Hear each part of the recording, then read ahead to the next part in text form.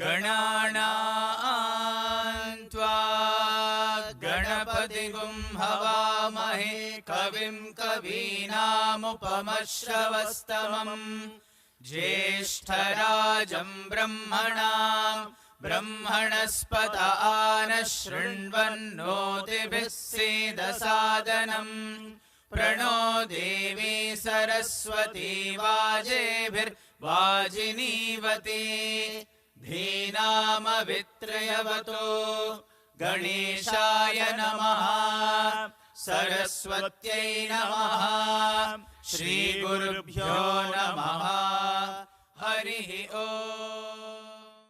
Om Sri Sai Ram. Thank you for everybody to joining in, and pranams to the Lotus Feet of Bhagwan Sathya Sai Baba. So I would like to give a brief introduction to Sanjay Mahalingam sir. He's from Sathya Sai Institute of Higher Learning. He's a professional academic and educator at the Sathya Sai Institute of Higher Learning, Prashantanilayam. His areas of expertise include quality management, operations management, supply chain management, transformational leadership, etc. And Dr. Sanjay is widely regarded as a gifted communicator, a skill he has consciously employed in transmitting the teachings of our beloved Bhagwan to all the listeners. Dr. Sanjay has been blessed with many personal interviews over the course of his years as a student and research scholar at Sathya Sai Institute of Higher Learning, amongst other travels such as those to Chennai for the Atirudra Mahayagna in 2007. He has made the rare fortune of accompanying Swami on the highly coveted Kodaikanal trips on 3 different occasions, 2005, 2006, and 2007. He was an important part of the famous university convocation dramas in 2004 and 2005. These diverse interactions with Bhagwan allowed him to witness the manifestance of the avatar in its varied manifestations. Having spent a decade in the immediate proximity of such an unparalleled being, Dr. Sanjay has had the invaluable opportunity to be able to glean from his experiences from Bhagwan the wisdom that is astonishingly simple yet very profound. Passionate about self-transformation and intrinsic human potential, Dr. Sanjay's primary methodology draws upon traditional wisdom to solve contemporary problems. Mentoring Swami's students, turning their snags inside out, and facilitating an environment of outer productivity fueled by inner joy remains his abiding love and life's delight. Among the many rewards he has received, he cherishes most the feedback he receives from the students and the workshops that he participates in year after year. Dr. Sanjay Mahalingam, after completing his MBA in 2004 and PhD in 2008, is currently Assistant Professor, Department of Management and Commerce, Sathya Sai Institute of Higher Learning, Prashantanilayam. Thank you so much for being with us, sir. The floor is over to you. Sai Ram, everybody. Good morning. Loving pranams to the lotus feet of Bhagwan. I'm sorry you have been dragged here to listen to a speech on meditation on a bright Sunday morning. I could have been playing cricket or something. How many of you are feeling that way? All right. We know that you're going to play cricket with them, Dr. Sanjay, now. So, yeah, I'm so glad to be back in this NLP program, and we were part of it last year also. In fact, I still have a very deep, intimate connection with some of the participants of the last year. Even now we talk, and it's been an abiding friendship for 1 year. So I'm glad to be back. Congratulations on making the cut, on being part of this program. So let's just start. We have very limited time. I don't know how much can be done in 1.5 hours. But we'll see what can be done. But actually, Swami does say that 11 seconds is all that's required to be completely enlightened. He said it in the discourse. I have the discourse with me. He said, 11 seconds of one pointed attention is all that is required to be completely illuminated. So we have well more than 11 seconds. So let's make the best of it. All right. So I'm told that all of you have already read the chapters 3 and 4 of Dhyana Vahini. Anybody wants to make any observations on what you have read? What did you understand? You see, when we read something, what's important is that we just catch the essence of what's being told. It is not important to remember everything we read, because it's not that we're going to write an exam on this. Okay, even if you have to, it has no value in your life. In life, what's important is what is that one inspirational idea that I have gathered from this that's going to transform me. As Swami says, knowledge that doesn't lead to transformation is useless. It is like food that is not digested. It will only become toxic with time. So when we read something, anything, the important thing is to catch that one inspirational essence which is going to transform us. So for you all, and I'm seeing 273 participants, couple of you, maybe 3 or 4 of you, just so that I feel that I'm not talking to just a screen. If you could just unmute yourself, preferably if you can, if you have the bandwidth, even put on your video, and let me know and let all of us know what was that one thing that really struck you in chapters 3 and 4. Sainam, this is Priyambada. Hi, Priyambada. So I'll put my video on since you asked me to do that. Thank you. Thank you. Sainam. So Sainam, everyone. One of the most important things I felt was there in chapters 3 and 4. So I don't remember everything because it has been a week and we've been reading chapters, parts of it, parts of chapters 3 and 4. But what I get from the essence is that basically we need to, goodness is a very important aspect of meditation. So one needs to be good in order to achieve that inner peace. So the recent part that we read, that was part of chapter 4. So the 10 vices that are there, so one needs to conquer them. So that was something which really stayed with me. So that is something because we see in our day-to-day life. So that is something which I think is going to stay with me. Thank you, Priyambada. Thank you so much. So let's just, anybody else? Or otherwise, it's a good point to start. Sairam, sir. I'm Sairam. Suhasini from Chhattisgarh. Sairam ji. Yeah, one thing, yeah, definitely some points really struck me, the inward and the outward point. So whatever the good things we are inward, that is 101% practical way or outside or external world or internal world of ourselves is literally helping us and boosting us. That comes through the dhyan only, through the meditation only. So that literally struck me and helped me a lot. So this is the thing which I would like to tell you, sir. Thank you. And Thank you so many things I had means maybe during this lecture, I will clear my doubts. So sir, we are awaiting for your lecture. Okay. Thank you, sir. I am also Sairam. awaiting my lecture. I have no idea what is going to come out. So that's how I Sairam, come. sir. I just meditate for a few minutes and I start. So I am also awaiting my lecture. Let us see what comes. Yes. Anybody else? Sairam, sir. Hello, Abhinash. Yes. Oh, sorry. It's Devraj. My name is Yes, yeah, Devraj. Go on. So my doubt is here, like, so I'm just following those all chapters and the one-pointedness, the concentration. Yes, for reading, it's like somehow it is simple and that we can achieve. But for the real world, coming into the practice, somehow we are missing somewhere else, because while putting the same concentration, while putting the same one-pointedness, while doing that, I am feeling like I am pressurizing my mind, basically. It seems like that. Why, I don't know, basically. So I'm putting the concentration, but the mind is going here and there, but I'm getting it back. I'm trying to focus on a single thing, but while doing that, it seems like I'm pressuring my mind. Sometimes I'm getting a headache also sometimes, but when I am again opening my eyes, it's being relaxed. But again, if I am going into the inner consciousness, then feeling like something is going in my mind, like pressurizing that something is like that. So why I don't know, Sairam, please. Got it, Devraju. Thank you. Abhinash, do you want to say something? Sairam, sir. Sairam, may I just request you to be brief so that we can hear okay. Yes. Sir, well, going theoretically, and doing practically, it's vast difference what I felt.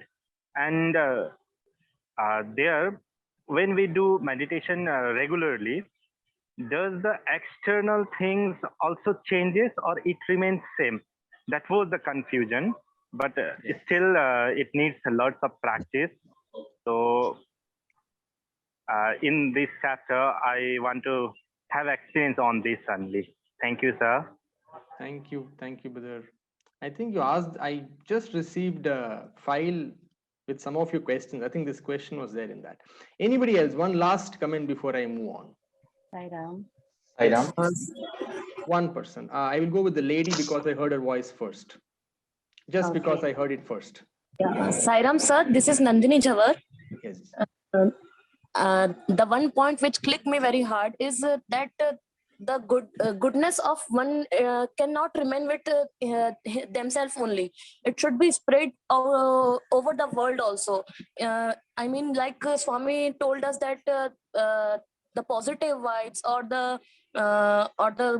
the goodness in ourselves should not remain with ourselves only. It should be used for the changes in the society. So this hit me very hard, and I guess this is what I feel very touchy with the point that the goodness or the messages we get from Swami, it should not remain with us only. It should remain. Should be yeah. Got it, Nandini. Thank you so much. Mayank, last comment from you. Mayank Rishi. Sairam, brother.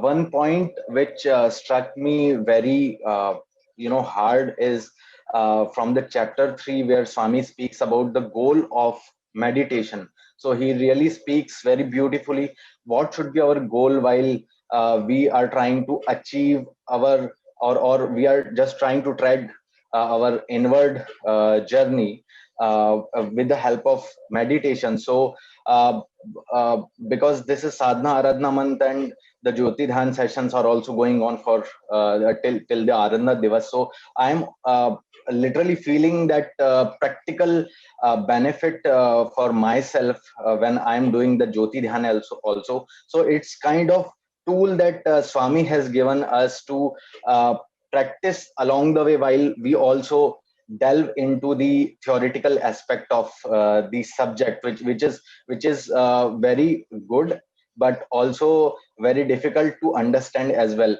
if we do not practice it. So that is what I could take out from the chapter 3, the goal of meditation, where he's clearly and succinctly making us understand that it's the goal should enable us to start the journey within. Okay, great. Thank you. Let's move on. Thank you, Mayank. Thank you.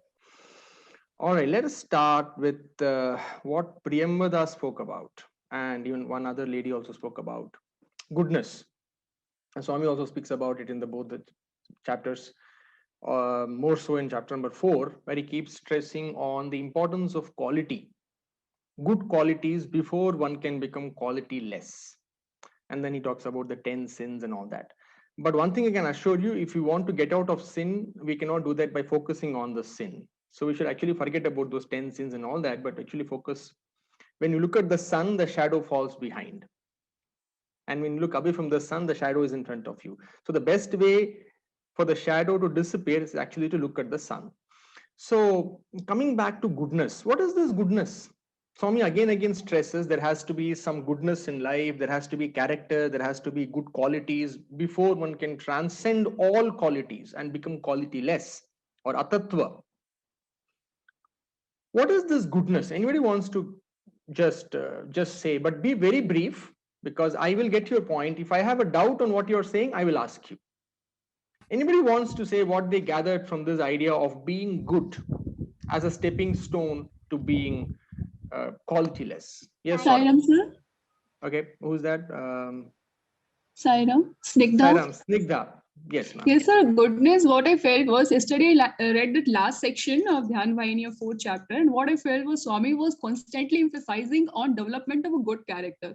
What Swami was talking like the good character is like a soil, which is, very nutritive and very good to hold water and other nutrition. So Swami Okay. said that if One we minute, don't. 1 minute, 1 minute. Snigdha, 1 minute. I'll have a conversation with you. So what is this good character?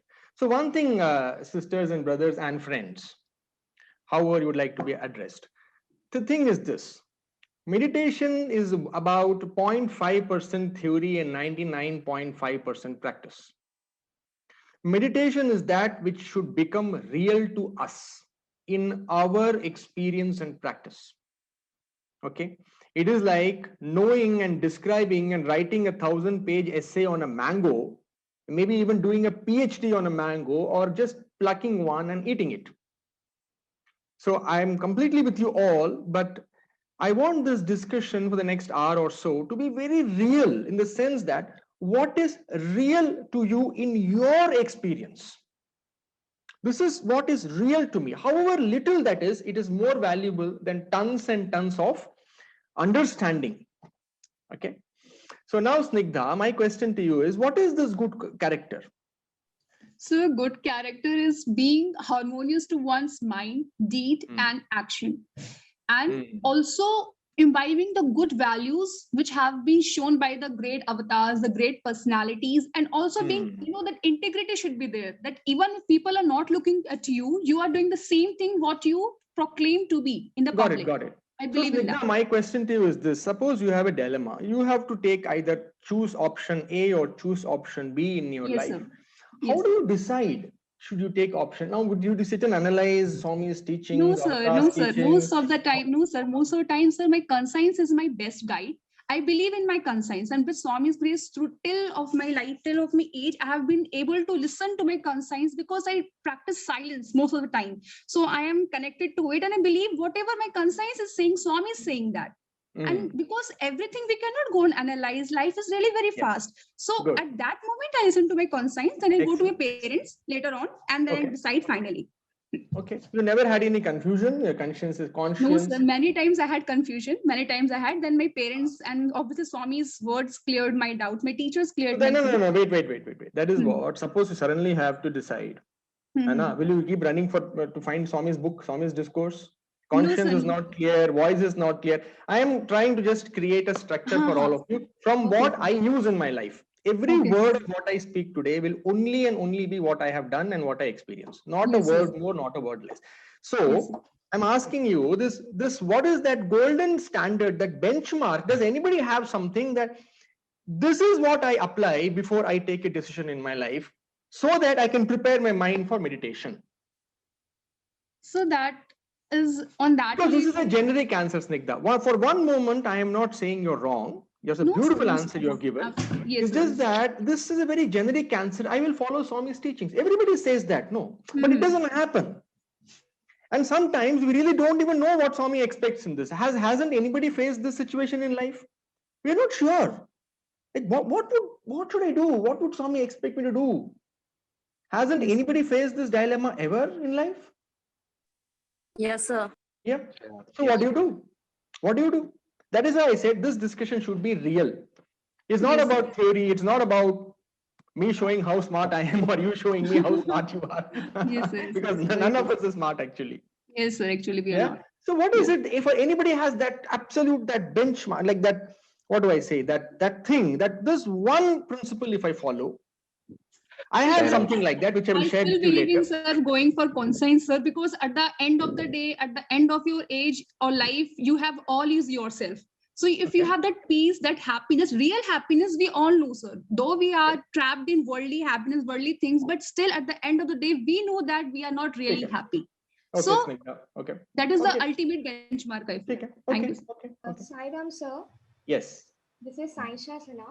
Sir, if we could actually, offer our every action before doing any work, if we offer our work by just saying that Sai Arpan, then we by small things, by saying this, we can actually, make up our mind that we have offered our work to Swami and we have to put in our best effort and we can do it perfectly. So just like practicing this, we can, enhance our actions and our conduct by thinking.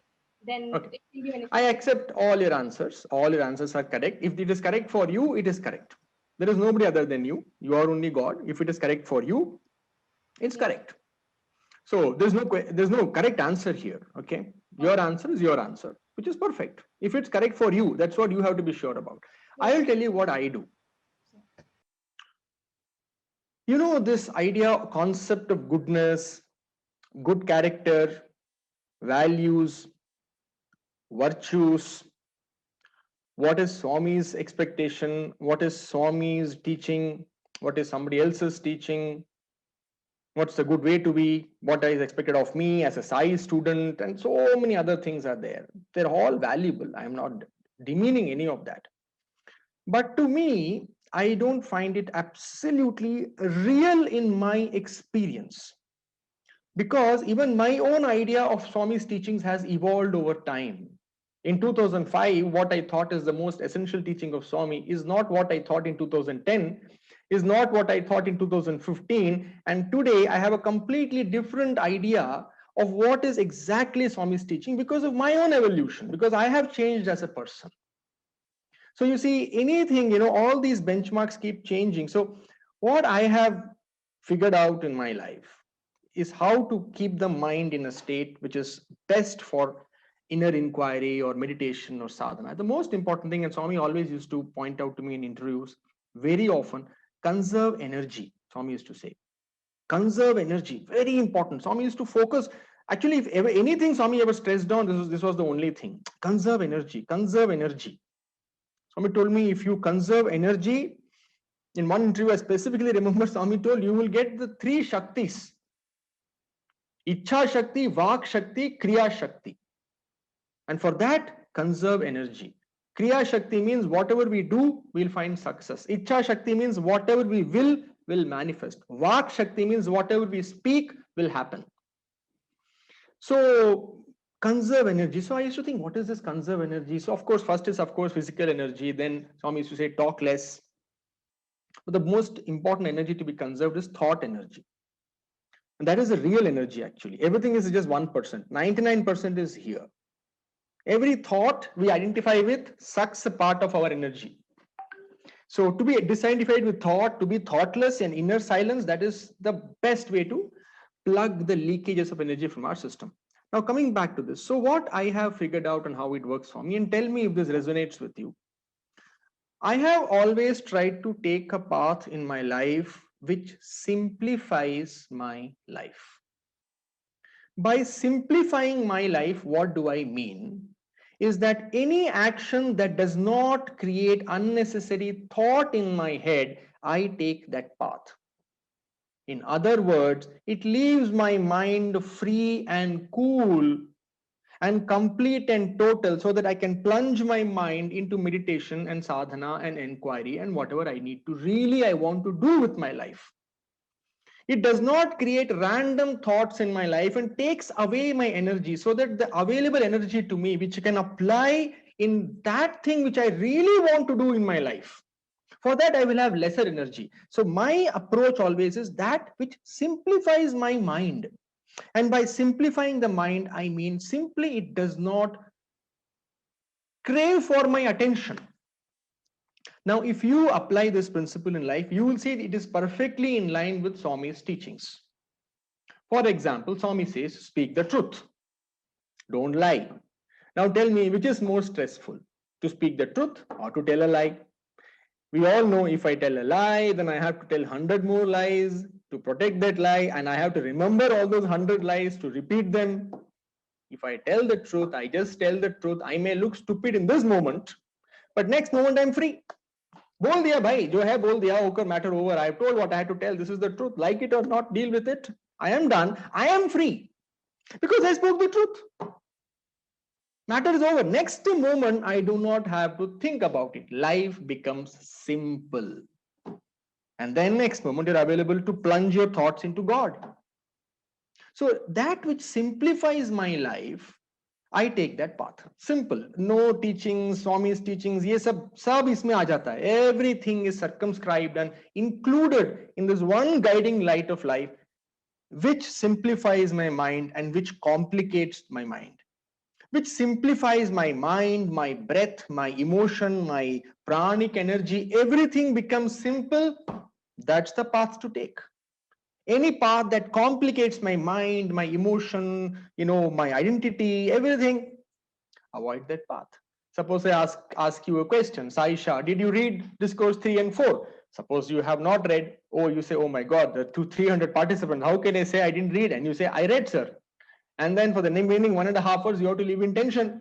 When I will ask you a question, kuch puchna le, But if you just say, no, sir, I didn't read, sir. I'm very sorry. I would say, why didn't you read? Sorry, sir, I didn't have interest. I got bored. You look stupid, right? You look insincere. But the next moment you are free.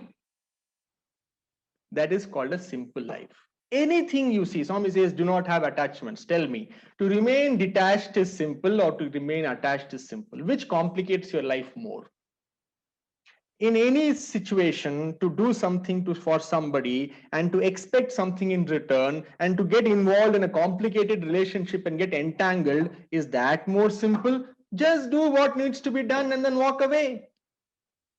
The fullness of love, just do what needs to be done and then just walk away. Done. I have done my duty. I have done in the fullness of love what I could do. I have done. Rest is God's will. Tell me which is simple.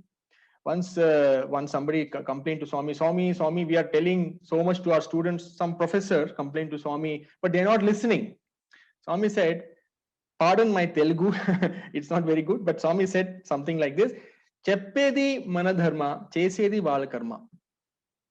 It's our duty to say, doing or not doing is their wish. That's all. Cheppedi manadharma, chesedi valakarma. So, in every aspect of your life, tell me, to be in a rat race, Swami says, limit your desires. For example, to be in a rat race, to fight for what you deserve, and to fight your way through, is that simpler? Or to just apply yourself in complete involvement to the task at hand, and how Bhagavad Gita says, do your duty and forget the fruits. Tell me which is simpler. Which leaves you more simple and available in this moment? That which leaves you available in this moment for what you truly want to do with your life. That is the path to take. And that is actually a easy, real, because that is more real. Because other things are concepts. This is that teaching, that is, and it is too much thought. This is real. Real. Like, what makes my life simple? What keeps me available in this moment? And what takes me away from this moment? Doesn't allow me to be available to the magnificence of this moment. That is complicated. So try to, see if this works for you. I'm not saying this is the only way. This is what I do. I have been doing for many years. It has worked out beautifully for me. So I'm sharing. As I always say in my talks, I am here to describe, not to prescribe. I am not here to tell you what you should do. I am here only to tell you what I do. What works for me, I'm here to share, describe my journey. If anything of that makes sense to you, take it. If it doesn't make sense, drop it. So, does anybody want to add anything to what I have said, or any questions or any observations or any feedback? I hope I'm not speaking very fast and my English is understandable to everybody. If anybody is having any trouble understanding what I'm saying, if it's too fast or something, please do let me know. Yes, anybody has any observations on what I just shared? Sir, is a high aim, a great goal, something we are extravagating in life, like setting very high goals in life, is being non-realistic? Like becoming a true sadhak or yogi is non-realistic? No, why would you think that? I never said that. No, sir, no, you never said that. So, not at all. No. Aim very, very high. Swamis used to say low aim is a crime. Yes, sir. Aim to reach the moon. Aim for the moon. Absolutely. Have a big, grand aim. But sir, often we become a piece of mockery. Like if we say we are aiming so high, people mock at us. They just make us a fun piece. So what we should do? अपने goal को यहाँ मत लिखो ना. यहाँ रखो. इसको क्यों? Why have to tell anybody? Okay, if they come to know, sir, through our actions they come to know.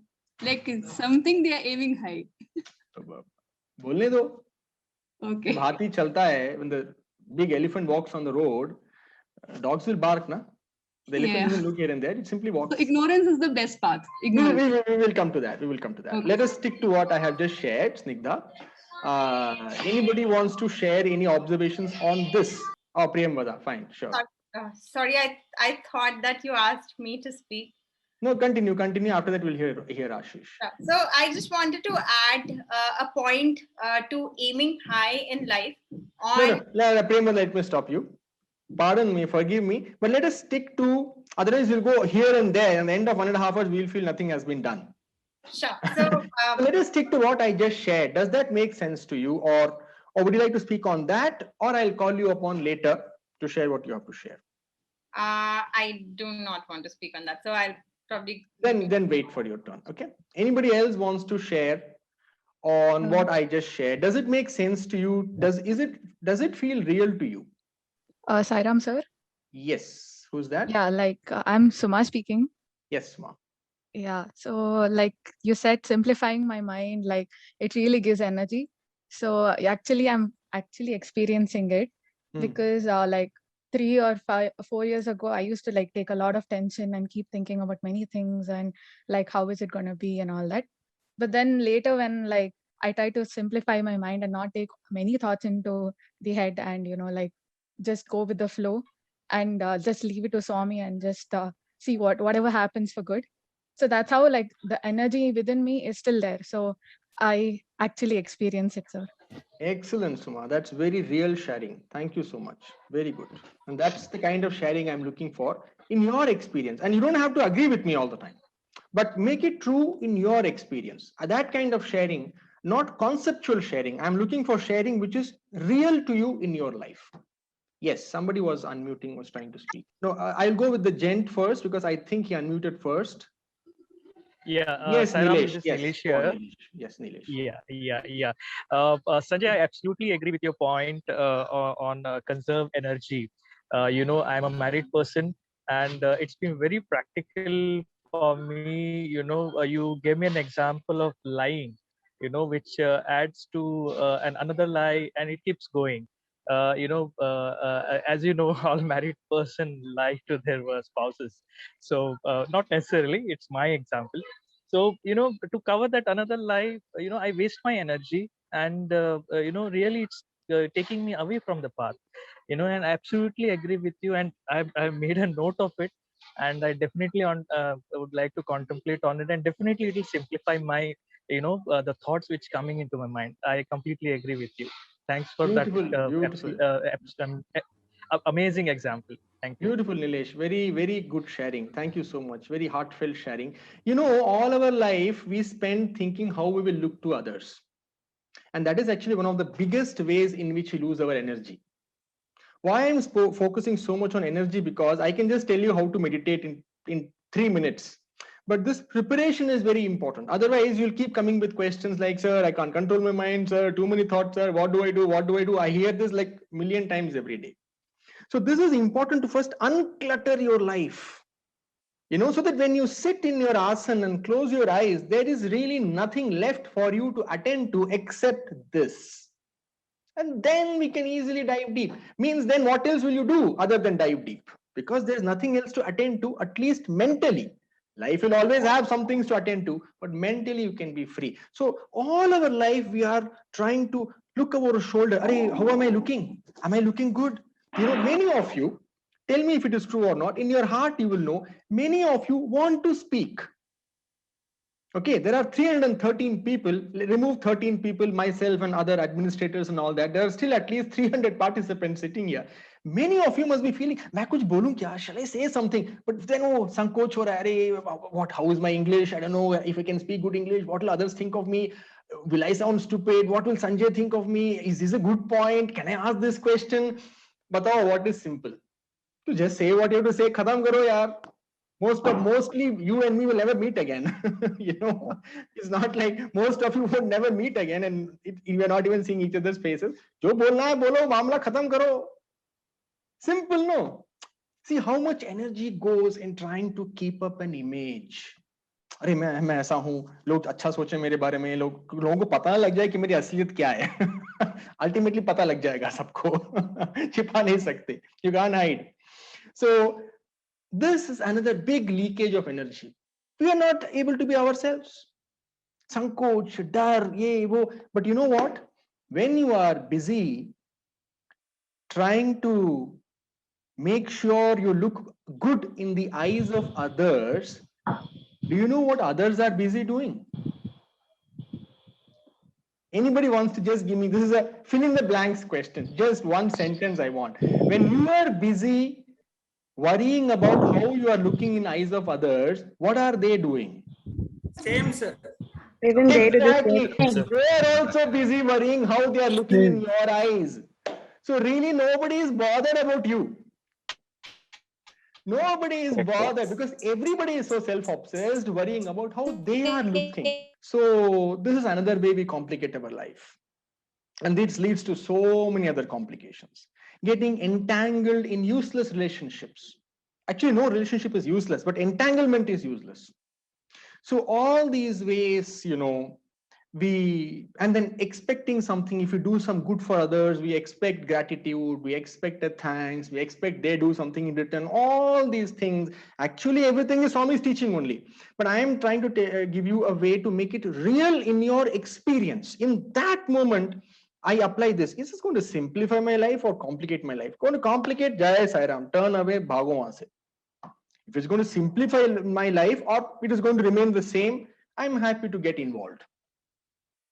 Another thing I have observed is that in my life, my ability to handle complexity has also increased, and that will happen to you also as our inner silence increases. So for example, in 2005, if I apply the same principle, I would not talk to anybody at all. I never had any social contact for about 6 or 7 years of my life between 2003 and 2009. I literally had no social contact. I even gave up contact with my parents. Now, that is a little extreme. I am not suggesting, I'm just telling you what happened to me. But today, I am in that state in my life. I can make any number of friends. I have many friends. I can make friendship with all of you. I know, and between 2010 and 2014, I completely stopped giving all talks. I got so many invitations, please go. I said, no, I will never give. I never gave a single talk. I just shut up my mouth and hid myself. Today, I don't care. Anybody calls me anywhere, I go and talk. Jisko jo bulana hai bulao. Abhi jahan bolna hai, jisko mujhe call karna hai, phone karna hai. I don't care because now my ability to handle complexity has increased. So Shirdi Baba used to say, eat what you can digest. Eat what you can digest. If you can digest a lot, eat a lot. So that also you will have to see in your own life, how much are you able to manage without complicating your life? If it is only little, then you should involve only in little. If you have increased your maturity and presence and awareness to an extent where you're able to get involved, look at Swami, how involved he was in everything. Swami put his hands in everything. All his 10 fingers were involved in so many things, handling millions of devotees, their problems, their concerns, huge establishments like hospitals, universities, handling huge finances, dealing with all kinds of people, all kinds of politicians. So many things Swami could do because his ability to handle complexity was enormous. Because his awareness was enormous. He could handle anything. He could digest anything. So he could do anything. Sayan sir, I want to speak something. Sorry, Mrinalini? Yes, sir. So I want to speak something. हाँ, 1 minute दोगे मेरे को? Can I take just 15 seconds? Okay, sir. I'm excited to hear what you have to say. Let me just finish my sentence, okay? Okay. Thank you. All right. So just to complete the point, make up your own mind by paying attention to your life, how much you have the capability to handle. Don't take upon more than you can handle. Then only you will get entangled, depressed, frustrated, and anxious. And such a person can do no good to anybody anyway. And the good they do also will actually turn poisonous very soon. So first we have to set our mess in order. For that, take what you can manage, not more than that. So this is actually in my experience, the way I have prepared myself over the years to live a silent life. When I say silent, I mean inner silence. So before we plunge into meditation, you can start meditating today, and if you haven't started already. But in the side by side, this also you must keep focusing on, because see, even if you meditate, let us say 1 hour a day, what about the remaining 23 hours? उसमें से चलो 6 hours चला गया सोने में. What about the remaining 17? What you do in those 17 hours will affect the way you meditate in that 1 hour. And how you meditate in that 1 hour will affect how your remaining 17 hours are also going. So it is important in those remaining hours of the day, you live a simple life. By simple, I don't mean wearing Hawaii chappal and fate purane kapde. That is not what I mean by simple, dirty clothes. And no, you can wear Louis Vuitton for all you care. If you have the money, go do. That is not the point. The point is simplicity here. Yahan, life should look simple, elegant, and easy and harmonious. So make sure we first do that with our life. Yes, Mrilanini. Oh my God, that's a tongue twister. Yes. Yes, my name is Little Tongue Twister. Yeah. Sir, I want to speak and I want to ask one question. If you are audible to me. You are audible. Go on. Okay, sir. Sir, actually, it's about my daily life. In daily life, I used to face whenever I'm working, all are asking help with me. Some little help, but they are asking help. And my heart says that Mansa, if you can say, my Mansa says that to help them. So I used to help, but sometime I used to feel now I am having too much of burden. Now again I have to help to the other one by one. So how to manage that? And that on that time I used to close my eyes for 1 minute, and I used to think, what should I do? Sometimes it's comes the answer, and sometimes I used to say no to them, but I feel wrong that why I'm saying no. So why do you feel wrong when you say no? Be very honest, and I want you to look inside yourself. This is the beginning of inward journey. So this requires us to be extremely honest, not to me, to ourselves. Okay, you don't have to be honest here in front of 300 people. If you can be, it's wonderful. But I want to ask you, why do you think you feel difficult to say no when somebody asks help? Because this is a big problem. I suffered with this problem for many years. That's why I know inside out this means problem. if someone is asking help, I used to think that I should help. If I am knowing that work, and why should Can you go a little deeper? Is not knowing, so I should. Mrinalini, do you have any shorter name that people call you by? Yes, sir. Tanu. Tanu, yeah, thank God. Okay, Tanu. I want you to go a little deeper. Yes. And sir. Observe yourself. Now, suppose I ask you a help. Yes. Sir. ये मेरे लिए कर दो, ये document है, इसको please fill this document for me. And you're really busy, and you're not able to say no. I want you to look within yourself and tell me, why are you not able to say no? I want a little deeper answer, a little more observant answer, pay a little more attention to your own motivations, to your own. Actually, I am thinking on that time inside that I am having lots of work.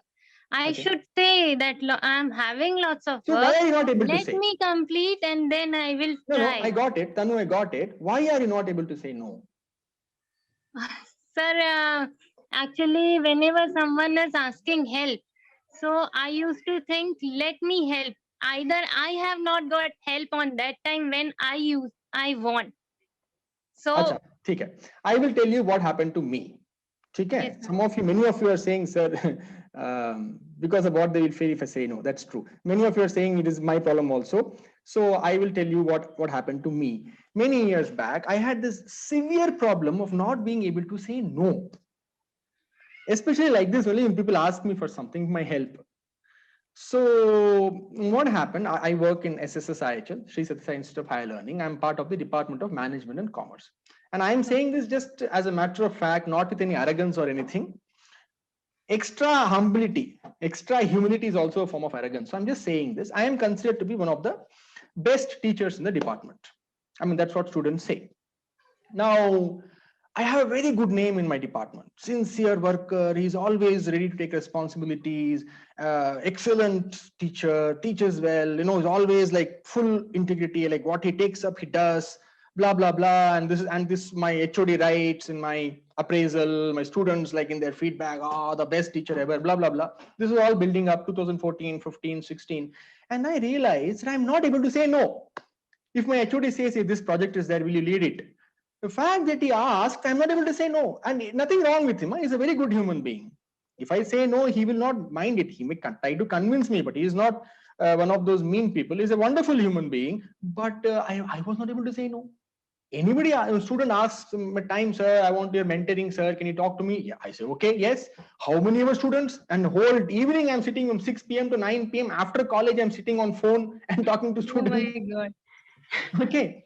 So slowly I realized what is the problem. Then I started meditating, contemplating, looking at myself. I realized I have so gotten used to this sense of approval that I'm afraid that this wonderful reputation that I have built for myself will start getting holes if I start saying no.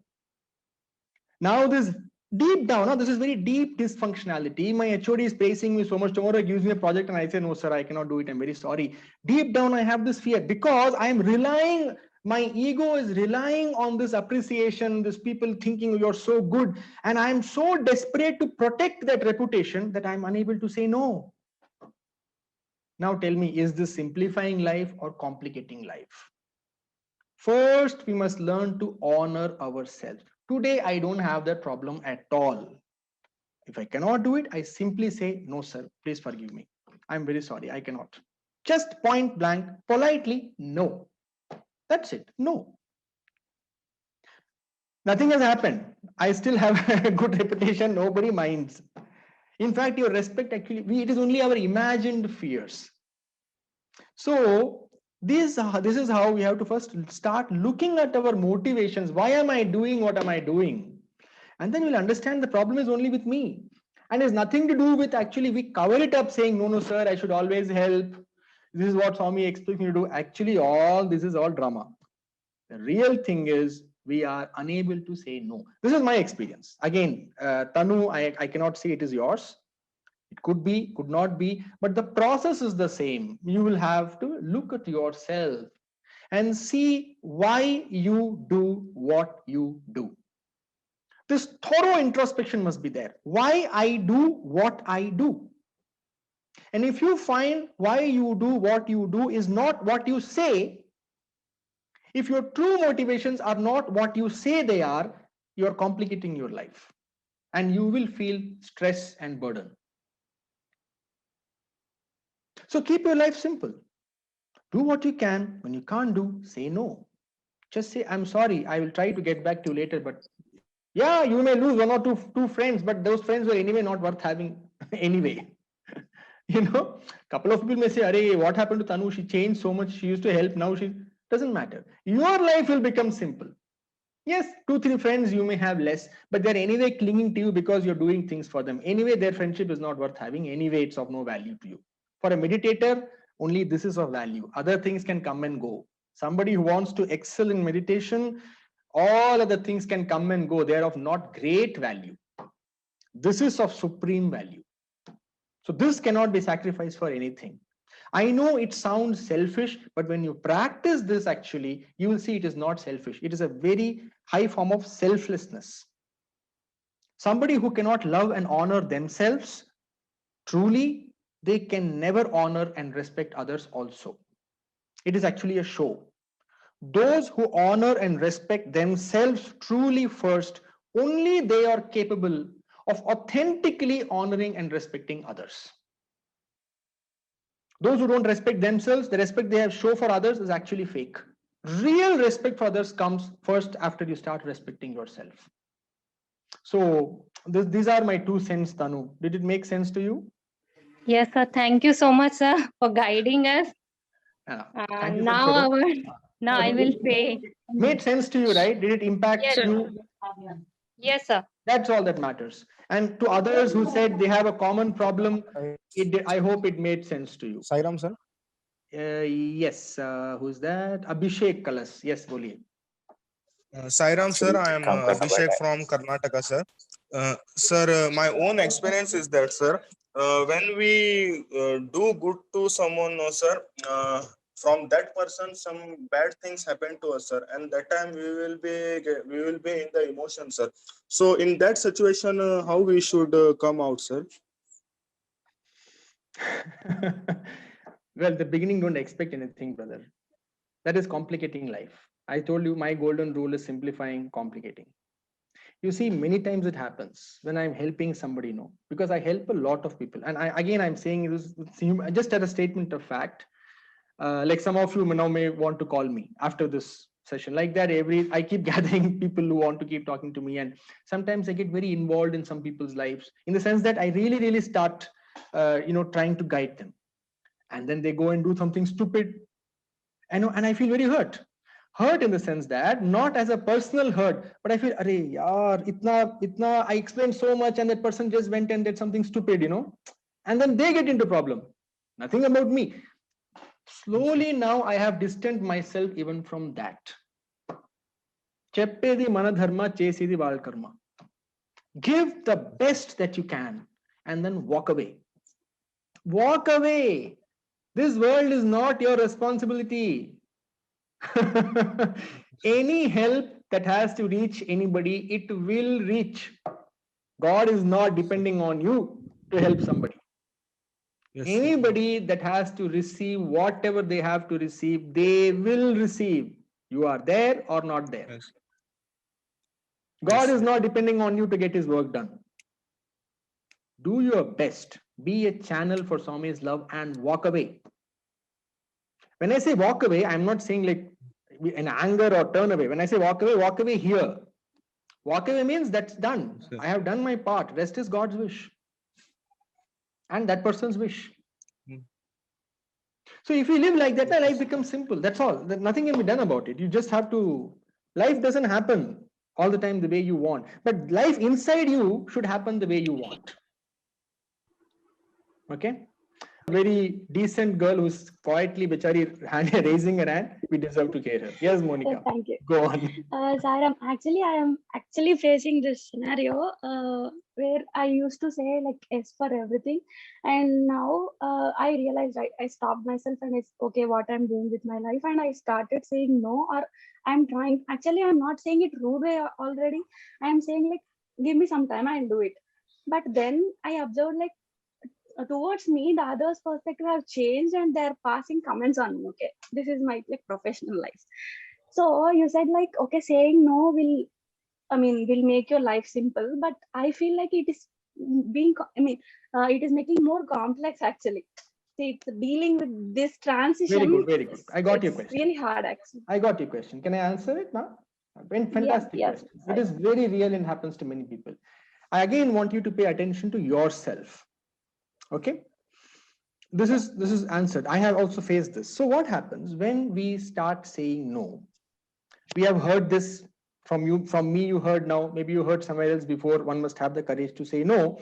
So we start saying no. But what happens deep down, we are still afraid of saying no, but we are saying no. We are not yet completely comfortable in saying no. No is coming from the lips, but the under pura thar situation. Oh my God, I'm saying no. Like what the person think, What happens? People catch that energy.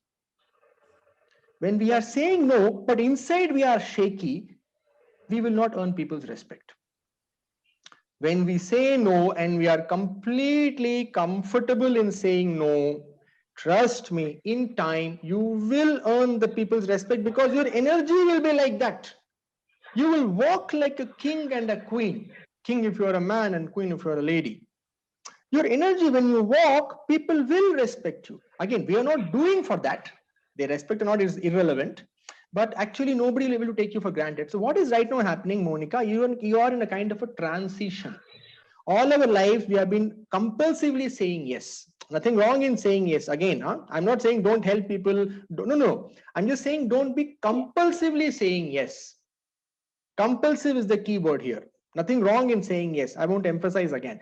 Compulsively, you have been saying yes for so many years in your life. Now, suddenly you are beginning to train yourself to say no. but you are not yet deeply comfortable in saying no. Because of that, the outer manifestation is also getting uncomfortable. When you look inside yourself and become clear, I want to meditate. For that, I have to simplify my life. That is all that matters to me. So I will follow my inner voice. When I feel like I don't want to take up this responsibility, I will say no, humbly and politely. When you get that clarity, then your no will not receive snide remarks and complaints. It will simply say, okay. Sairam sir. Monica, one second. I'm with Monica still. Monica, are you there? Yes, Sairam. Yeah. Monica, did that make sense to you? Yeah, so with a full confidence and with positivity and clarity, if I say no, the same thing I'll get back.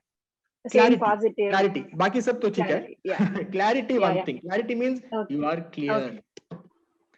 You know what's the meaning of clarity? Clarity means you are standing behind yourself. अपने खुद के पीछे तुम खुद खड़ी हो. Abhi, what happens now? Half of me is saying no, half of me wants to say yes. I am not one. Yeah. I am two, 3, 4, 5. Yeah, that's the thing. So people are raising hands. So maybe I'll just go with raised hands because that is Sairam sir. very good. Thank you, Sairam. Yeah, can we go with Abhipsa Muzumdar first? Yeah, I will go with raising hand. Vibhuti will come to you. Yes. Sairam sir, this is Abhipsa from Odisha, sir. Sir, I would like to ask one question. As you said that when we are in a dilemma, we should think what simplifies our life. I think that itself is a very difficult question to answer. What actually simplifies our life? Give me an example, sir, Abhipsa. Abhipsa, come to an example. Tell me, sir, ye hua mere saath, this happened. Yeah, sir, I'll give you an example. Yes, sir. Sir, I'll give you an example. Like, sir, there are two things which actually we need to conserve energy. One is our physical energy and one is our mental energy.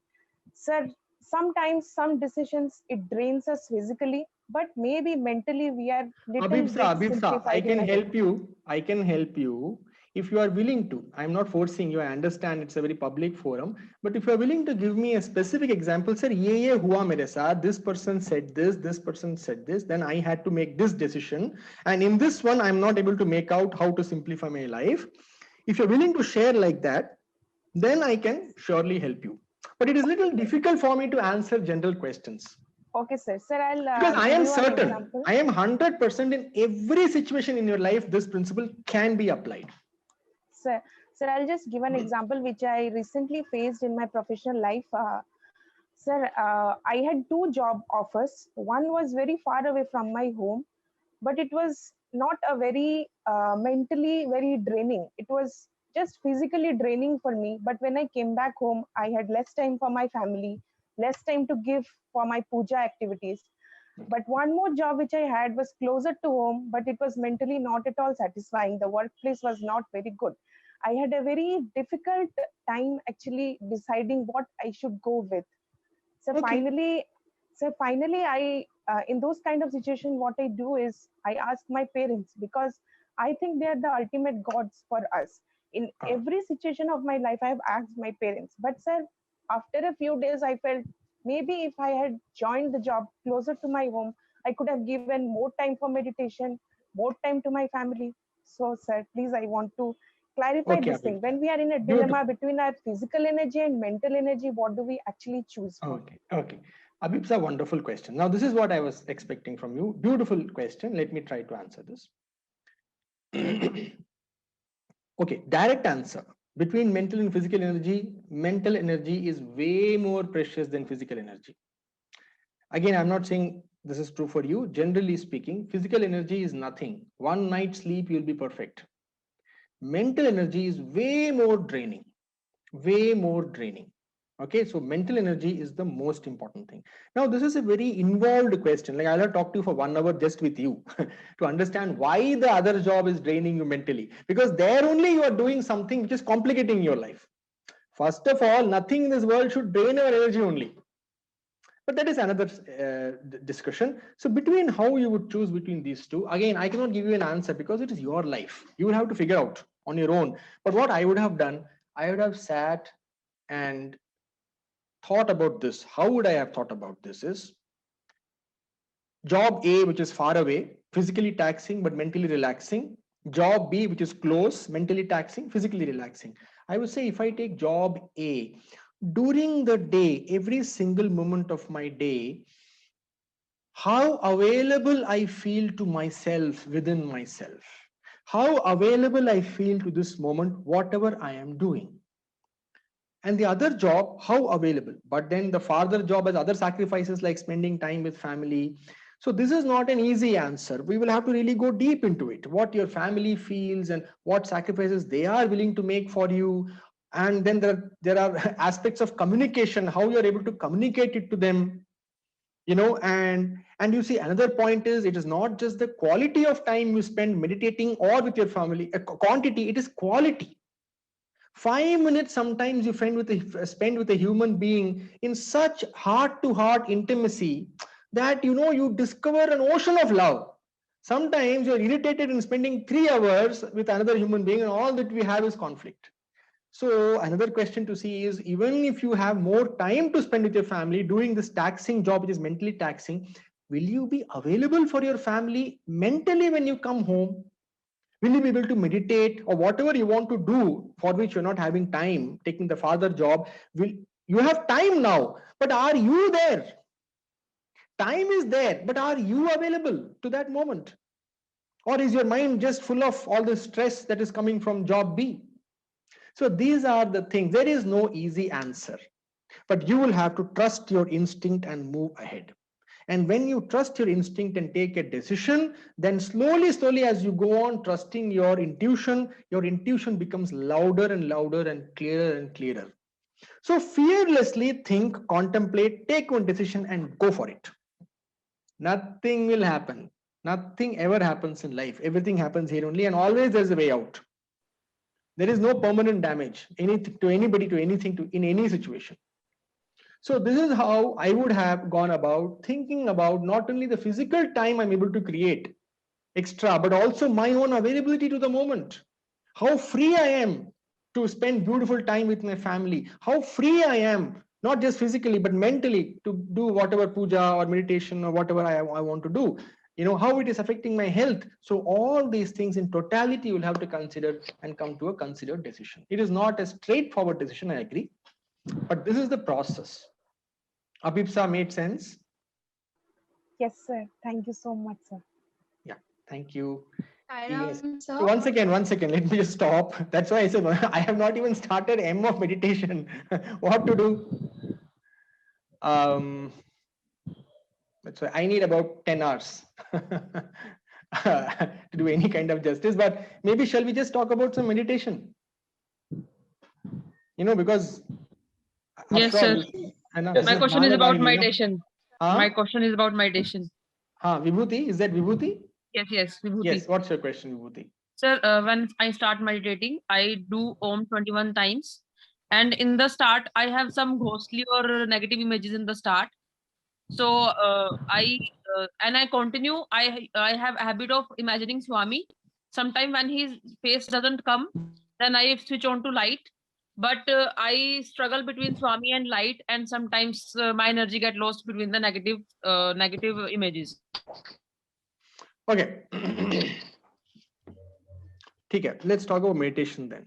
So now we talked a little bit to the extent we could on the preparation for meditation, how to keep the mind calm generally. That is very important. Now let us say we have sat for meditation. Now what to do about it? There is this goal of meditation. Once somebody spoke in the beginning about Swami talking about the goal of meditation. In that I have underlined one phrase. It's in the 5th line in that section in discourse 3. And Swami says, then only you remain. Swami says that is the goal of meditation. Exactly this is what Swami says. Then, only you remain. So actually that is dhyana. Dhyana or samadhi is actually that, when only you remain. Now, there are many ways to go about this. Many ways. I have practiced about 4 or 5 such meditations in my life. Of all that I have practiced, 2 are my favorite. Out of those 2, one is my absolute favorite. It never fails me. It is so brilliant that it is my life's mission. This is the only reason why I feel I'm still alive, is to spread this. So simple and so powerful this meditation is that instantly you will go into absolute silence. Instantly. Okay. So let us briefly just discuss about that. Quickly, again, I have to be really fast. Forgive me because time is very short. Usually this section itself takes 2 to 3 hours, but we will just compress it. We have this body, right? Physical body. Now, this is only one body. There are other bodies also we have. We have a mind body. We also have actually an emotion body. Okay. Now, and then we also have other kinds of pranic body and all that, but that is all not important. Then we have finally, I am there. Okay, I'm just trying to figure out how to put this to you the easiest way possible. Okay, so when we start looking within, the first thing we observe is that we have something called breath. Breath is going on. We don't have to remember to breathe. Breath is going on anyway. Then what else is there inside? If I ask you, mind, thoughts, random thoughts, okay? Fearful thoughts, random thoughts, meaningless thoughts, pleasant thoughts, positive thoughts, negative thoughts, but thoughts. Deeper we go, we have emotion. What's emotion? I'm just feeling good today. I'm just feeling happy. I really don't know why. I'm just feeling happy. Or I'm just feeling sad. I'm just angry. Nothing happened. I'm just feeling irritated, right? Feeling, emotion. And then beyond that, there are other aspects. But these are the two most important, mind, thought and emotion. And I want to tell you how this works. You see, have you seen that certain people go on repeating the same thought? All of us actually repeat the same thoughts day after day after day after day for years, sometimes for the whole life. We repeat a similar kind of thoughts. It becomes like, this is how I think. Actually, like for example, when you see this face, you know this is Sanjay. Or if I see Nilesh's face, I will know this is Nilesh. Or if I see someone else's face, I will know, like how you can be identified with your body as a distinct form. If a person has the vision, like someone like Swami, you actually have something called a mind body, which is unique and distinctive. And the moment a great being who has the vision for it looks at your mind body, actually, even if eyes closed, that person can say who that person is. I'm really telling you, it is possible. I know. Not me, if you just close your eyes, I cannot see who is in front of me. But with closed eyes, if you can see that person's mind body, it is just as distinct as your physical body. People can just make out who you are. Similarly, there is actually an emotion body also. What is emotion body? Emotion body is the collection of all emotions that we go on feel. And again, emotions, if you see, most people feel distinct emotions. Some people are always glum and depressed. Some people are always excited and energetic. Some people, largely speaking. So you see, even this, see, for example, human body, all of us have same human bodies only, right? Everybody has one nose, 2 eyes, 2 ears, 2 hands, mostly 10 fingers. Most of us have, 2 legs. We are actually physically, most of us are same only. Almost 99% of our bodies, male is same, female is same. But you see how distinct it is. 99.9% is same, but with that 0.1%, you can clearly make out the difference. Similarly, most people have same thoughts, but actually they are different. Why I am saying all this is because the moment you close your eyes, we are bombarded with thoughts, emotion. We are not able to go deeper than that. That is the fundamental problem of meditation. Again, as I said, this takes a lot of time, so I'm going to cut everything and come straight to the chase. 2 ways are there, brilliant ways to go deep within. One way is this. As I said, out of many meditations, I practice 2 very often. What is emotion? Anybody can tell me what is emotion? What is emotion actually? Anybody? Just quick answers. Emotion is something. Sri Lakshmi. Yeah, emotion is something that we respond or react based on that particular situation at that moment. It could be happiness, sadness, anger, fear, anything. Got it. Lalit? Collection of It's a feeling. It's a feeling. Now, one by one, ma'am, please. Lalit, I want to hear Lalit. It's mood. Sir, it's a feeling how we are responding to the stimuli we get, right? Okay. Feeling. Got it. Enough. It's a I don't have time. I feel it's attachment, sir. Okay. Feelings. Huh? But what is actually emotion? In its raw form, what is actually emotion? Okay, I'll give you the answer. Can I see? It's basically a reaction of a thought. Good. And where does that reaction happen? Very good. That's good. That's closer. Where do you experience that reaction? I think it's attachment. Sir, it is the state of mind in that particular moment. Okay, I'll tell you. Because we haven't paid attention to actually what is emotion. What is emotion, I'll tell you. And this answer will surprise you, but if you pay attention, you will see that it is right.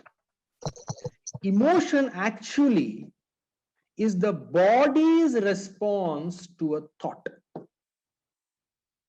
I know it doesn't sound obvious. Have you heard this heartbreak? Dil toot gaya. Breakup ho gaya, dil toot gaya. Jisko na bhi hua ho, suna to hoga na? Have you actually seen when say heartbreak? Why do they call it heartbreak, not knee break or head break or hand break? Why do they call it heartbreak? Anybody? Why do they call it heartbreak? Why can't they call it stomach break? अरे उसने मेरा दिल तोड़ दिया. Sairam, because emotions are something that are related to heart. What we feel in our heart is the actual emotion. Which heart? The real heart, conscious heart. No, the heart with the 4 ventricles, jo blub blub blub kar raha hai andar, usme. No, that's only for blood. No, it is that only.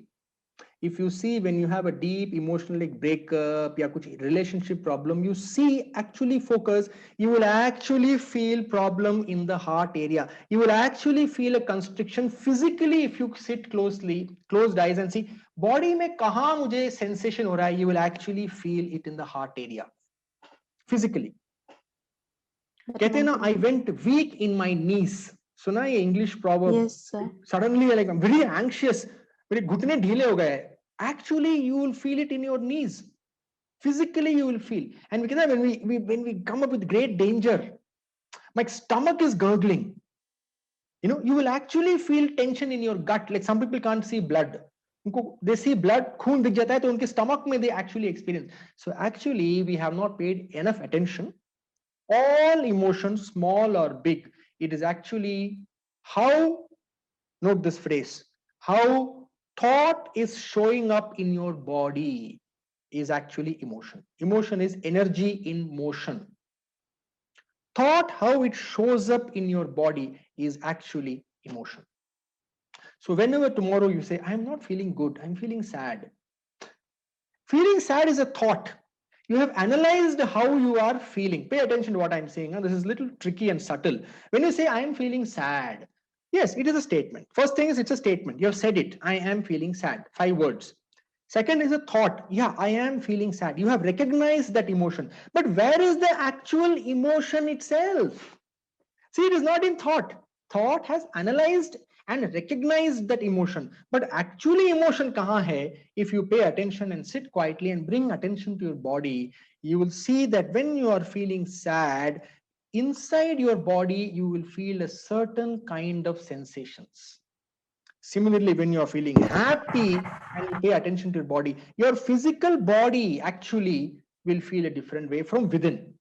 When I physical means I'm not saying this physical. Inside you, when you pay attention, you will actually feel that your body feels different.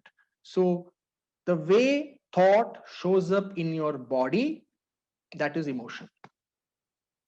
Now, how do we use this in meditation? Very, very powerful technique. Try to keep your attention through the day inside your body. Okay, which means what? If you close your eyes, try to inhabit your body. Inhabit matlab try to live inside your body. Abhi aankh band hai. Try to fill your body with yourself. Usually I do this meditation actually, but in the interest of time, we just close your eyes and try to feel how my body is feeling within right now. How am I feeling inside my body? You know, just how am I feeling everywhere? You know, you may feel something in your stomach, in your hands, legs, wherever, from top to toe. How am I feeling inside my body? As you train yourself slowly to keep attention inside your body, you will actually see that when your attention is inside the body, your thoughts will dramatically reduce. 100%. Your thoughts will you cannot compulsively think and yet keep your attention inside the body. You cannot do both the things at the same time. So if you choose, and the choice is important, and I was going to have a discussion on why the choice is important, but once you made the choice that you want peace more than drama, you want stillness more than disturbance, you have to make the choice that you want silence more than tamasha. You have to make that choice. Once you have made the choice, try to keep attention inside your body through the day. As I am talking actually for the last 1.5 hours, I am keeping part of my attention inside the body. Part of it is inside the body. You know, so try to keep some attention inside the body. Thoughts will reduce. Now, as you meditate half an hour every day or 1 hour, that time complete attention, take it inside your body and scan your body from top. Start from the top of your head and gradually move down inch by inch, feeling how your body is feeling. Go till the tip of your toes and again start from your toes and go back up. This whole process will take about 25 minutes. 10-15 minutes to go down, 10-15 minutes to come up.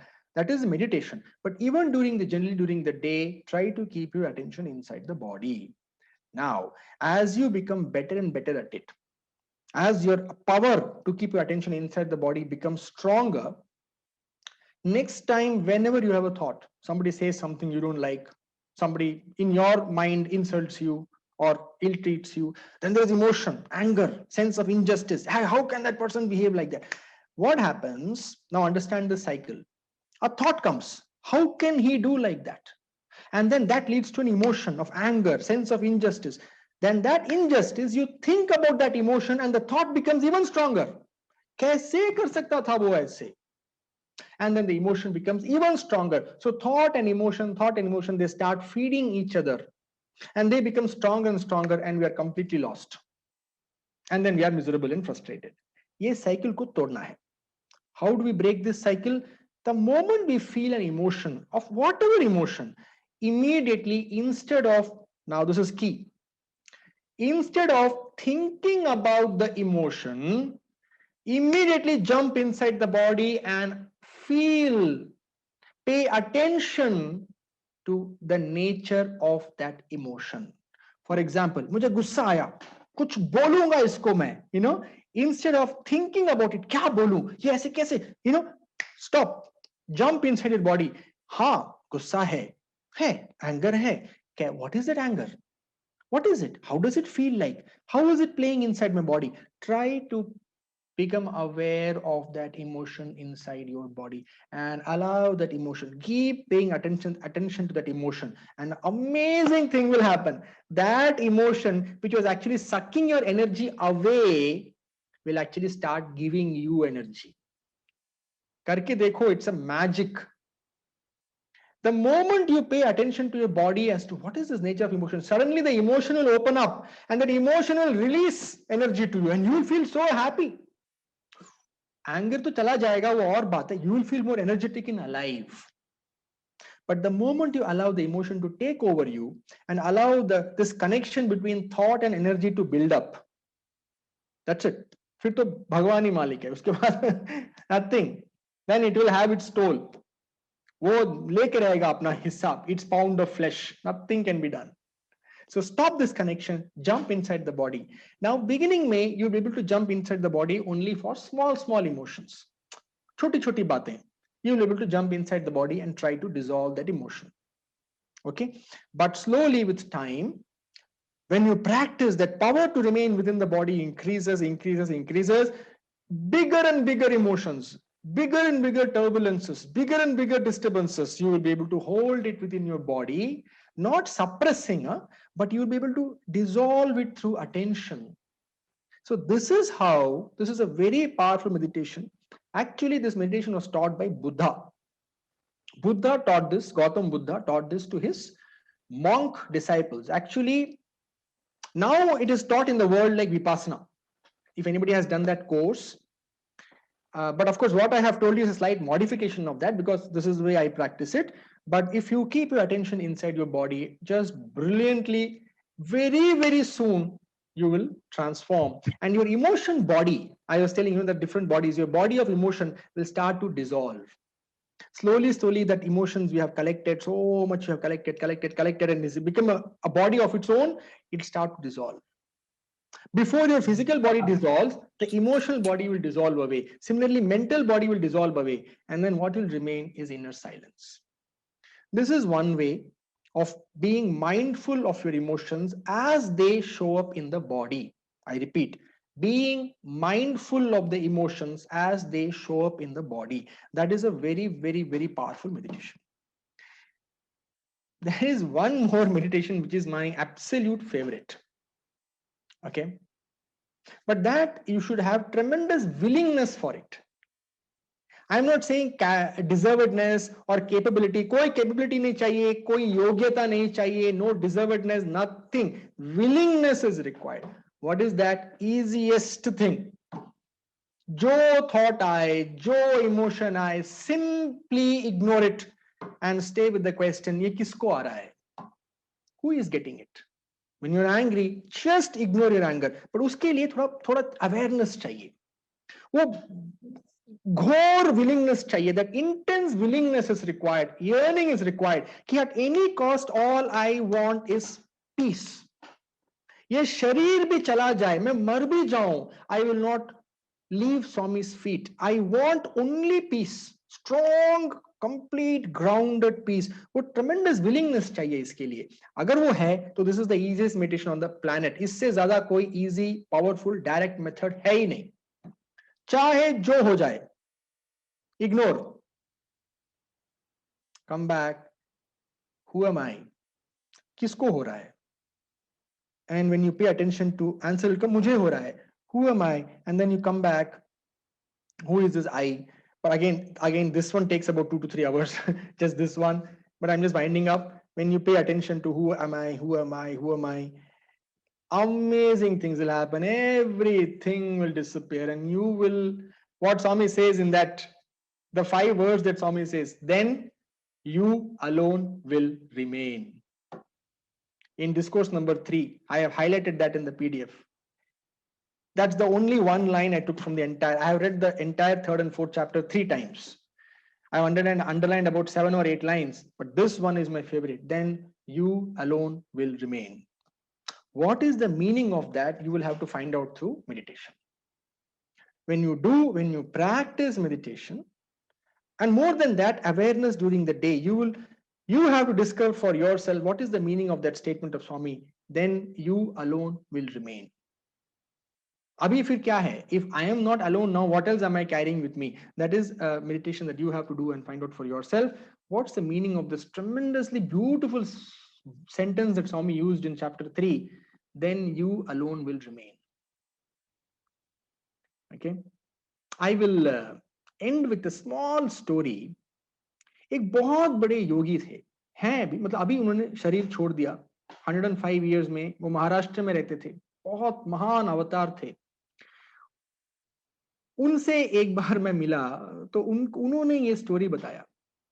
5 जन्म पहले, when he was a great yogi, you know, this is what happened.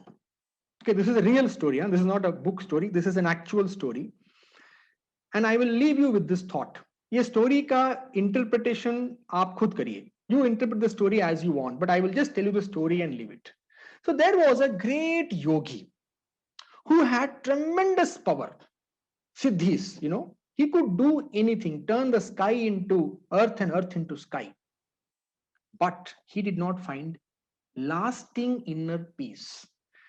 Jesus Christ says, no, peace that passeth all understanding. In the Bible, he says, peace that passeth all, samajh ke pare jo shanti hai. That peace which cannot be understood, वो piece he didn't find. He had got everything else, powers, एकदम महान योगी था वो, but he did not find that. So भटक रहा था इधर उधर. Finally he found this enlightened being, sage, महात्मा. तो उनके पाँव में गिरा और बोला, प्लीज समझाइए मुझे, tell me, how do I find that? This sage was not interested. At least he acted uninterested. He wanted to get rid of him.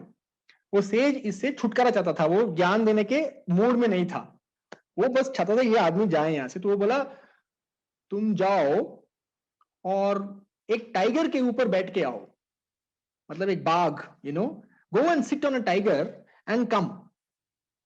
I will tell you. He just wanted him to get lost. This fellow was a great yogi. वो बात उसने दिल पे ले ली. He had all siddhis. So he actually went and he conquered a tiger through his siddhis. He sat on the tiger, rode the tiger and came to this man with the tiger.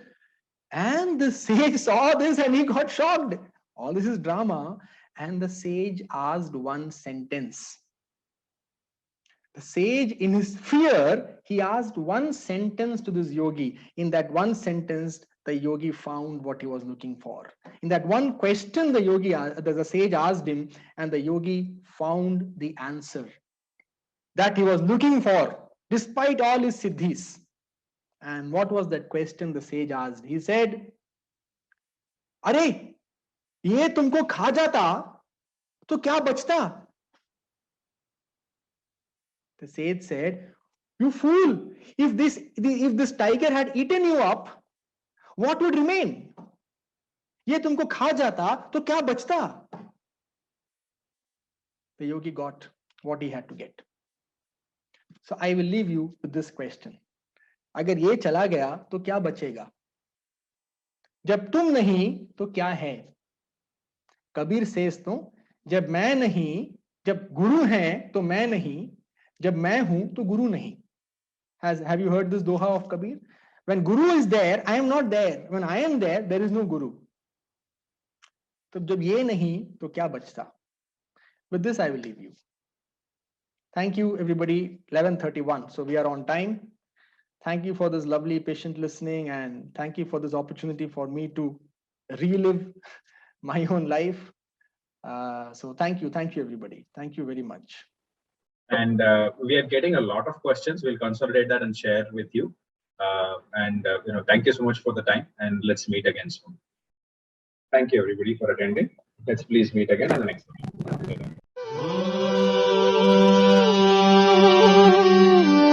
Shanti, Shanti, Shanti.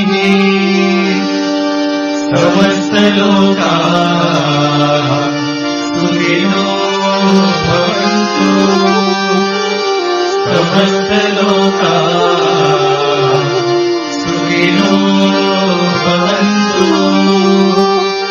Samasta loka sukhino bhavantu.